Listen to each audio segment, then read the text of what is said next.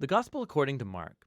It's one of the first accounts of the life of Jesus, and our earliest historical traditions link this book to a Christian scribe named Mark, or John Mark. He was a co-worker with Paul and a close partner with Peter. And in fact, an ancient church historian named Papias, he recalls that Mark had collected all of the eyewitness accounts and memories of Peter and then shaped them into this account. But Mark didn't just randomly throw the pieces together. He's carefully designed this story of Jesus. In the first line of the book, Mark makes this claim about Jesus. It's the beginning of the good news about Jesus, the Messiah, the Son of God. Now, what's interesting is that this is the only time Mark is going to tell you what he thinks. For the rest of the book, he's going to influence you by simply putting Jesus' actions and words in front of you and showing you how other people react to him. Now, Mark's designed the story of Jesus as a drama with 3 acts. The first one set in Galilee, the third one is set in Jerusalem, and the second act shows Jesus on the way from one place to the other. And each of the acts focuses on a repeated theme. So in Act 1, everybody's blown away by Jesus, and they're wondering, who is this Jesus? In Act 2, it's the disciples who are struggling to understand what it means for Jesus to be the Messiah. And then in Act 3, we watch the surprising paradox of how Jesus becomes the Messianic king. Let's just dive in and you'll see how it unfolds. After the opening line, Mark begins with a quotation from the ancient prophets Isaiah and Malachi, who said that God would send a messenger to Israel to prepare them for when God would show up himself to rescue his people and become their king. And Mark introduces John the Baptist as that messenger, and then right when you expect God to show up personally, Mark introduces Jesus. And as he comes onto the scene, the heavens open, God's Spirit descends on Jesus, and God says, "You are my beloved Son."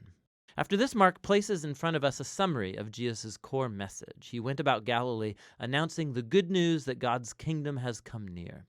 Jesus is carrying forward the story from the Old Testament scriptures about God's rescue operation for his world.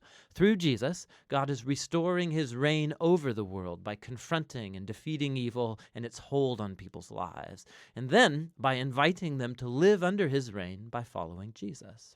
From here, Mark's given us a big block of stories showing us Jesus' power as he brings God's kingdom. He goes about healing people whose bodies are sick or broken or under the oppression of dark spiritual powers.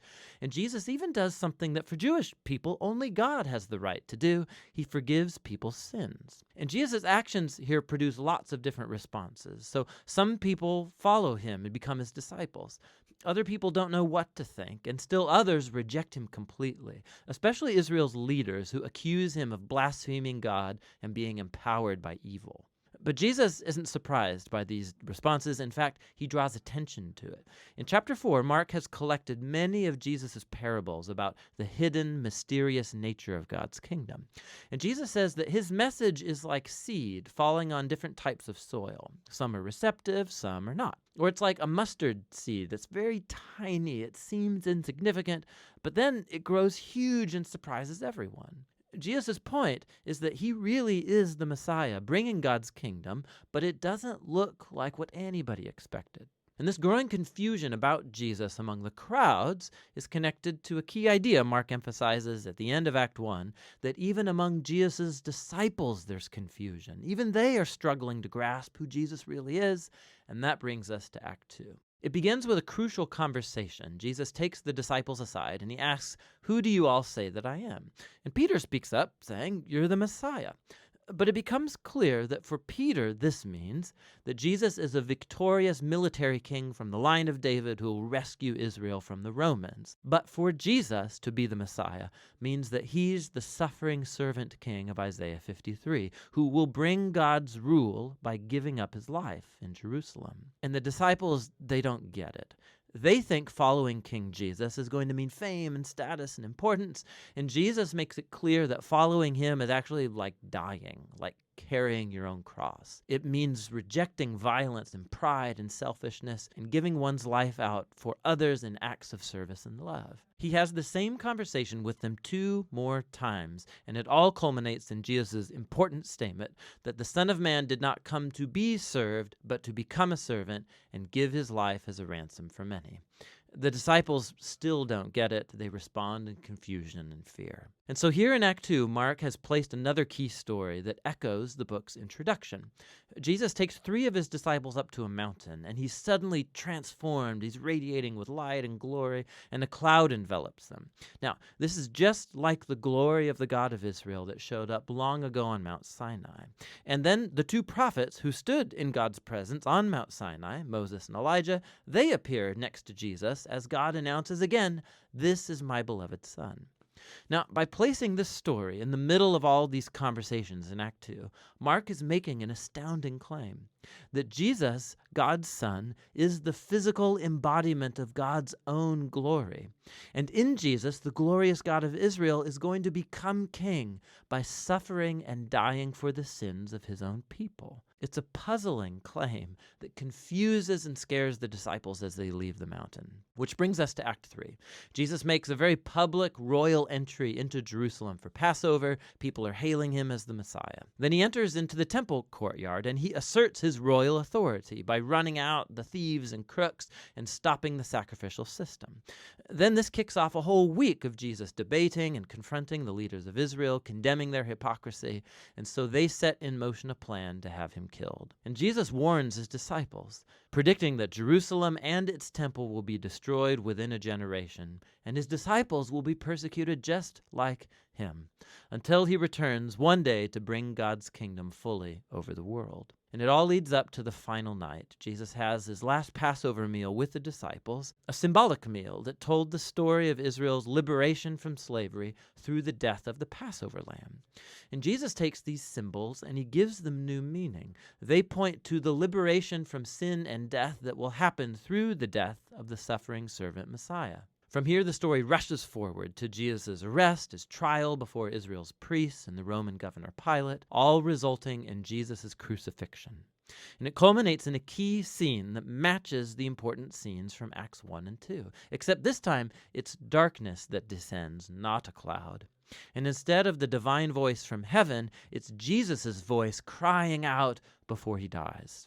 And then most surprising is that it's a Roman soldier who sees Jesus die, who grasps and then announces who Jesus is. This man was the Son of God. He's the first person in the story to recognize the story's shocking claim about Jesus' identity, that it's the crucified Son of God who's the Messiah, Jesus of Nazareth, who died for his friends and for his enemies. After this, Jesus' body is placed in a tomb, and on the first day of the new week, 2 women from his disciples come to the tomb, and they discover that the tomb is empty, the stone's rolled away, and an angelic man informs them that Jesus isn't here, that he's risen from the dead. And so he orders them to go and tell this good news to the other disciples, that Jesus is alive, that he'll meet them back up in Galilee. And the women, they're freaked out. Mark says that they fled from the tomb in terror, telling no one, for they were afraid. And that's how the book ends, with Jesus' disciples showing the same kind of fear and confusion that concluded Acts 2 and 1. Now, if you look in your Bible, you'll see that the Gospel of Mark has more to its ending, where Jesus appears, he speaks to his disciples, but there's also a note there telling you that that ending is not part of the original book, that it's only found in later, less reliable manuscripts. Now, it's possible that the original ending got lost, or that Mark actually never finished writing his account, but it's more likely that this abrupt ending is intentional to make a point. The entire story has focused on the shocking claim that puzzled Jesus' disciples from beginning to end, that it's the suffering, crucified, and risen Jesus who's the Messiah, the Son of God. That God's love and upside-down kingdom were revealed as Jesus died for the sins of the world. And so this story ends without closure, and it forces you, the reader, to grapple with this very strange and scandalous claim about Jesus. And are you going to run away like the women? Or are you going to recognize Jesus as your king and go and tell the good news? And only you can answer that question. And that's what the Gospel of Mark is all about.